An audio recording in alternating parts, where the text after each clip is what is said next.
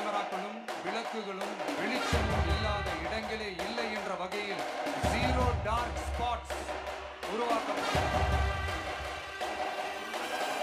பெண்கள் பாதுகாப்பை 24/7 கண்காணிப்பு செய்ய முடியுமா என்ற கேள்விக்கான பதிலாக state of the art command centre அமைத்து சிசிடிவி நெட்வொர்க்குகளை கண்காணிக்கவும் அவசர நிலைகளை அந்த நேரத்திலேயே கண்காணிக்கவும் அதற்கான விரைவான பதிலை உறுதி செய்யவும் அதிநவீன கட்டளை மையங்களை அமைத்து பெண்கள் பாதுகாப்பு உறுதி செய்யப்படும். அடுத்து, பெண்களுக்கு மிகவும் தேவையான நாட்களில் பொது விநியோகம் நடக்கும் இடங்களான ரேஷன் கடைகள் மற்றும் பள்ளிகள், கல்லூரிகள் மூலம் அனைத்து பெண்களுக்கும் விலையில்லா சானிட்டரி பேட்ஸ்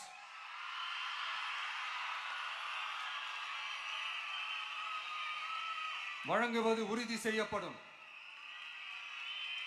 இது ஏன் சொல்றேன்னா, இது இப்போது ஒழுங்கா நடக்கிறது இல்லை. அதனாலதான் அதை அழுத்தி சொல்றேன். இப்ப முழுமையாக செயல்படுத்தவில்லை என்பது நமக்கு நல்லாவே தெரியும். அடுத்து, சிங்க பெண்கள் மேம்பாட்டு திட்டம். நிலுவையில் உள்ள கடன்களை திருப்பி செலுத்துவதன் மூலமும் பெண்கள் நடத்தும் சுய உதவி குழுக்களுக்கு 5 லட்சம் வரை வட்டியில்லா நிதியை வழங்குவதன் மூலமும்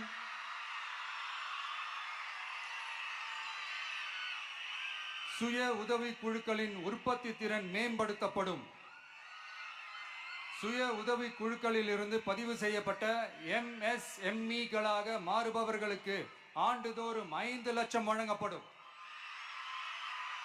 அதாவது 100% மானியமாகவே வழங்கப்படும். அடுத்து, தாய்மாமன் தங்க மோதிரம் திட்டம்.